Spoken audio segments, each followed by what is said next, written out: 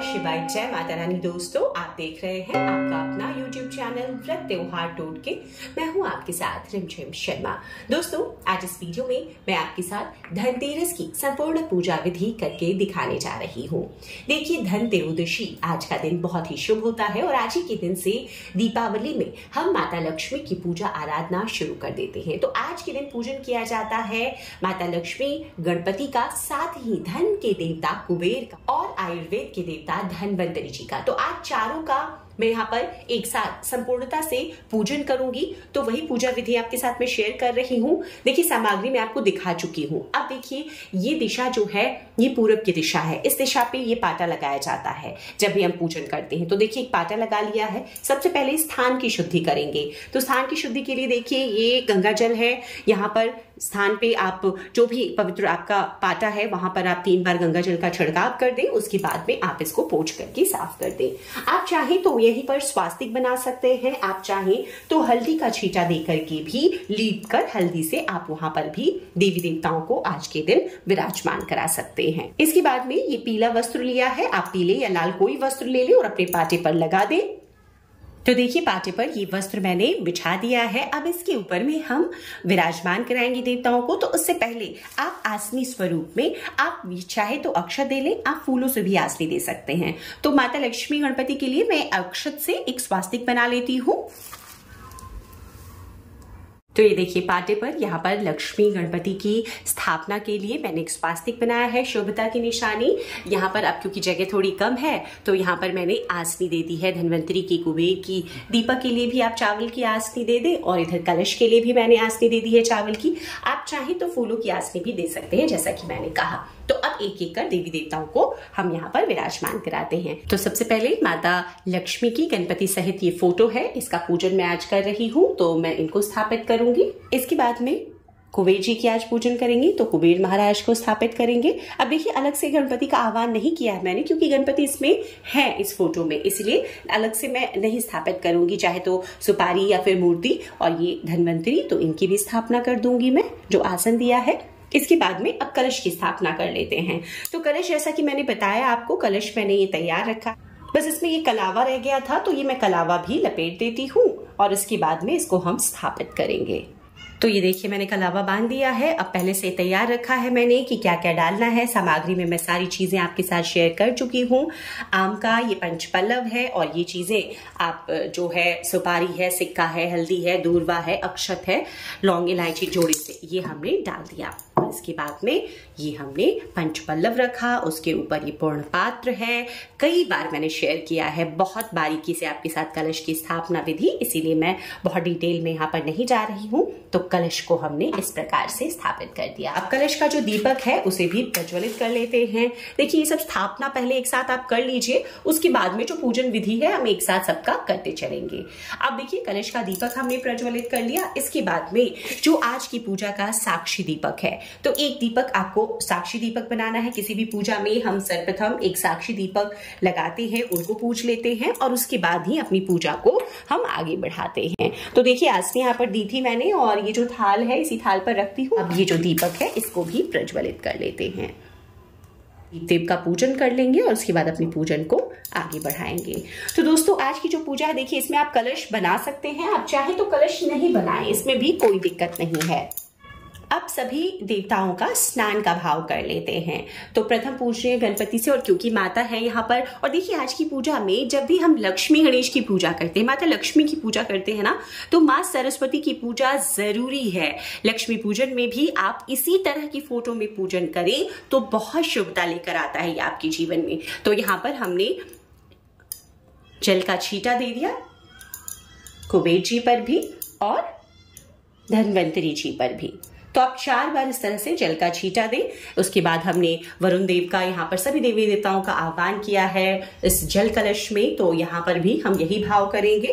और उसके बाद में दोस्तों, अब क्योंकि ये फोटो है तो आप इसको पोंछ करके साफ कर सकते हैं। तो स्नान का भाव कर लिया। अब क्योंकि माता की फोटो है और यहाँ पर जल का छींटा दिया है तो आप एक शुद्ध कपड़े से पोंछ लें। इसके बाद अपनी पूजन विधि को आगे बढ़ाएंगे। तो सबसे पहले हम पूज लेते हैं दीप देव को। दीप देव के पूजन के बाद ही हम उसके बाद में सभी देवताओं का पूजन करेंगे। तो इस तरह से आप एक फूल लीजिए, इसी में थोड़ा सा अक्षत आप डाल लीजिए और इसी में थोड़ा सा आप कुमकुम डाल करके दीप देव का आह्वान कर लीजिए। आप मन ही मन उनसे प्रार्थना कीजिए कि इस पूजा में वो सम्मिलित हो और आपकी ये पूजा सफल हो। और इस तरह से दीप देव का पूजन यहाँ पर इस फूल को छोड़ते हुए कर लेना है और दीप देव को प्रणाम कीजिए और उसके बाद अपने पूजन को आगे बढ़ाएंगे।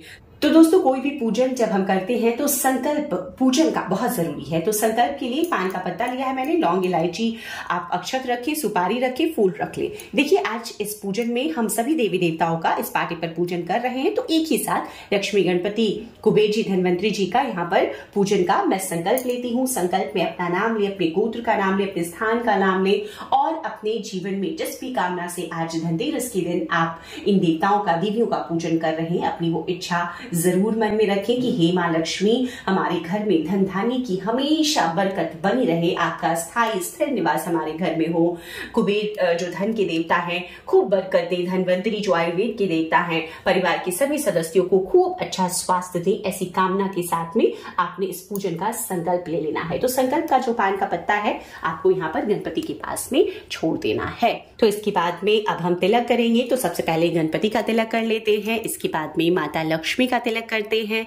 देखिए, रोली से हम सभी देवी देवताओं का तिलक कर सकते हैं। तो ये रोली है, यहाँ पर आपको भगवान कुबेर का और धनवंतरी जी का भी तिलक करना है। इसके बाद में आपने पूजन यहाँ पर पहले से देखिए सजा करके रखा है कलश, लेकिन यहाँ पर सभी देवी देवताओं के नाम से आपको तिलक जरूर करना है। इसके बाद में इसके पहले ही आपको अक्षत आज की पूजा में जरूर अर्पित करना चाहिए। माता लक्ष्मी को देखिए सफेद वस्तुएं बहुत प्रिय है, अक्षत उनकी पूजा में हम उपयोग में लाते हैं। तो यहाँ पर सबके नाम से आपको अक्षत छोड़ना चाहिए। इसके बाद में हल्दी भी देखिए आज की पूजा में माता लक्ष्मी की पूजन हम जब करते हैं, गणपति को भी हल्दी प्रिय है तो हल्दी आप अर्पित कर दीजिए यहाँ पर सबके नाम से, माता लक्ष्मी के नाम से, गणपति के नाम से, यहाँ पर कुबेर महाराज के नाम से और धनवंतरी जी को तो बहुत प्रिय है, आयुर्वेद के देवता है तो उनको तो हल्दी आपको जरूर अर्पित करना है। यहाँ पर जल कलश में भी सभी देवी देवताओं के नाम से। माताओं को यहाँ पर अब सिंदूर अर्पित करेंगे। तो यहाँ पर माँ लक्ष्मी है, लक्ष्मी को माता को सिंदूर अर्पित करेंगे। गणपति को भी हम जानते हैं कि सिंदूर अर्पित किया जाता है, तो गणपति को भी सिंदूर अर्पित करेंगे और माता सरस्वती को अर्पित करेंगे। सिंदूर हम यहाँ पर धनवंतरी जी और कुबेर महाराज को नहीं करेंगे। तो देखिए, सर्वप्रथम हम गणपति को यज्ञोपवीत अर्पित करेंगे और यहाँ पर हम आज 3 पुरुष देवों का पूजन कर रहे हैं। तो ये कुबेर महाराज को हमने अर्पित किया और इसके बाद में ये धनवंतरी महाराज को भी हमने यज्ञोपवीत अर्पित किया। इसके बाद में वस्त्र रूपी कलावा, देखिए आप चाहें तो आज के पूजन के लिए भी चुनरी ला सकते हैं, आप चाहें तो इस तरह से कलावा भी वस्त्र स्वरूप में दे सकते हैं। तो कलावा का ये जो वस्त्र है, देखिए हर समय देखिए बहुत सारी पूजा विधि हम करते हैं तो जरूरी नहीं है कि नई चुनरी लाएं ही, लेकिन लक्ष्मी पूजन जिस दिन हम करेंगे, दिवाली पूजन, उस दिन हम सभी देवी देवताओं के नाम से चुनरी भी, वस्त्र भी लेकर आएंगे। तो हमने वस्त्र स्वरूप कलावा अर्पित कर दिया। अब दोस्तों इत्र देखिए आज की पूजा में बहुत ज्यादा महत्व रखता है। तो इत्र देखिए मैं यहाँ पर सीधे लगा देती हूँ, आप चाहे तो कॉटन में भी लेकर लगा सकते हैं। तो देखिए जो वस्त्र मैंने अर्पित किया है उसी पर मैं ये इत्र छोड़ देती हूँ। आप चाहें तो इस तरह से माता के जैसे कमल पर आसीन है माता, तो यहाँ पर भी आप इत्र लगा सकते हैं। फोटो है, प्रतिमा है, देखिए मैं तो ऐसे लगाती हूँ और आप चाहें तो कॉटन में भी लेकर लगा सकते हैं। मैंने वस्त्रों पर इन देवताओं के, देखिए माता लक्ष्मी को ना इत्र बहुत प्रिय है, तो इत्र, गुलाब जल, इन चीजों का आपको आज जरूर माताओं को अर्पित करना चाहिए। देखिए चंदन भी आपको अर्पित करना है, माता को भी चंदन अर्पित कर सकते हैं। हालांकि माता को लाल चंदन अर्पित करते हैं, गणपति को आप पीले चंदन, धनवंतरी जी और कुबेर महाराज को आप पीले चंदन अर्पित कर सकते हैं। तो हमने इनको देवों को हमने अर्पित किया था रोली, इसके साथ ही पीले चंदन भी अर्पित कर दीजिए। जो भी फूल आप लेकर आए हैं वो फूल अर्पित कीजिए। तो सबसे पहले गणपति और माता के नाम से यहाँ पर हम एक फूलों की माला अर्पित कर रहे हैं।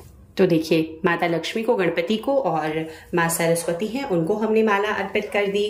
अब यहाँ पर जो कुबेर महाराज का आज पूजन कर रहे हैं उनको आप माला अर्पित कीजिए। इसके साथ ही धन्वंतरी जी का हम पूजन कर रहे हैं, उनको माला अर्पित कीजिए। इसके बाद जो भी फूल आप लेकर आए हैं वो फूल भी जैसे गणपति के नाम से, माता लक्ष्मी के नाम से, माँ सरस्वती के नाम से, यहाँ पर कुबेर जी को भी माला अर्पित करने के साथ फूल भी जरूर अर्पित कीजिए। इसके बाद में कलश देव का, जहाँ पर हम सभी देवी देवताओं का आह्वान करते हैं, इनका भी आपको फूल रखकर पूजन करना चाहिए। माता लक्ष्मी के लिए देखिए आज की पूजा से ही कमल के फूल आप उन्हें अर्पित कर सकते हैं। देखिए ये सारी बातें हैं मिलने की, अगर मिल रहा है तो बहुत अच्छी बात है, और अगर नहीं मिल रहा है तो आप लाल कोई फूल भी, गुलाब का फूल भी माँ को बहुत प्रिय है, आप वो भी अर्पित कर सकते हैं, उसमें भी कोई दिक्कत नहीं है। तो इसके बाद दोस्तों बारी आती है भोग की। तो आज का भोग भी वही होता है, खीर और बताशे का भोग, क्योंकि आज ही से खीर बताशे का भोग शुरू हो जाता है और पूरे दीपावली की जो पंच महापर्व है 5 दिनों तक खीर बताशों का भोग ही हम देवी देवताओं को अर्पित करते हैं। तो माता लक्ष्मी को भी हम यही भोग अर्पित करेंगे, कुबेर जी को भी यही भोग अर्पित करेंगे और धन्वंतरी जी को भी। तो खीर बताशे और इसके साथ ही देखिए चीनी की मिठाई होती है। अगर आपके यहाँ बताशे नहीं चढ़ते हैं और ये जो चीनी की बनी बनाई मिठाइयाँ बाजार में मिलती है तो आप वो भी अर्पित कर सकते हैं। सफेद मिठाई या खीर का भोग, तो अगर आप खीर बना लेते हैं तो खीर का भोग आज माता को लगाएं, और अगर नहीं तो कोई भी सफेद मिठाई बाजार से ला करके आप माता लक्ष्मी को ये सफेद मिठाई का भोग आज के दिन जरूर अर्पित करें, क्योंकि माता को देखिए सफेद भोग ही पसंद है, तो ये सफेद भोग आज के दिन आपको अर्पित करना चाहिए। अब फलों में दोस्तों देखिए फल तो आप बहुत सारे अर्पित कर सकते हैं, लेकिन ये जो पानी फल सिंघाड़ा है ये माता का प्रिय फल है और इस सीजन में देखिए उपलब्ध है। तो आज के दिन से मैं लगातार दीपावली तक माता को पानी फल सिंघाड़ा अर्पित करती हूँ। उसके साथ अनार भी आप अर्पित कीजिए। आज मैंने सेब रखा है, तो गणपति को, माता लक्ष्मी को, सरस्वती माता को, कुबेर महाराज को और धन्वंतरी को सबको एक साथ दिखा करके मैंने ये भोग साइड में रख दिया है। दोस्तों ये भोग ही जो होते हैं वो विशेष होते हैं। अब जो देखिए आज का विशेष भोग जैसा मैंने बताया कि धन्वंतरी जी का है, तो इस विशेष भोग में क्या है, आयुर्वेद के देवता हैं वो, तो उनके लिए देखिए सीजन में मिलने वाला ये आंवला अमृत फल जिसे हम कहते हैं, हम ये एक दूर्वा की जो गांठ है ये हम गणपति को अर्पित करेंगे। तो ये गणपति को मैं अर्पित कर देती हूँ।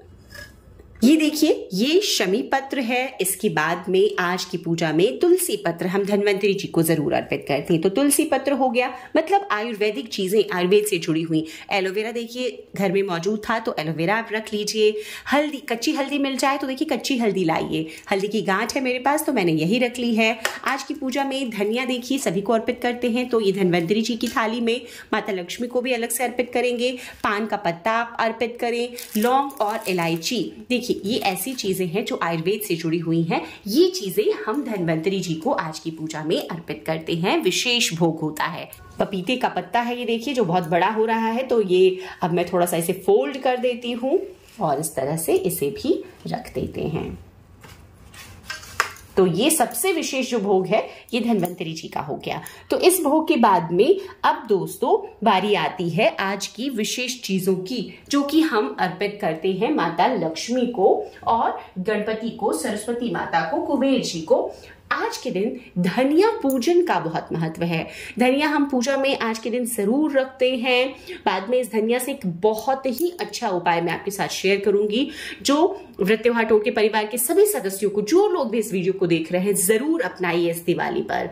तो धनिया आपको आज की पूजन में जरूर रखना है, तो धनिया आप रख दें।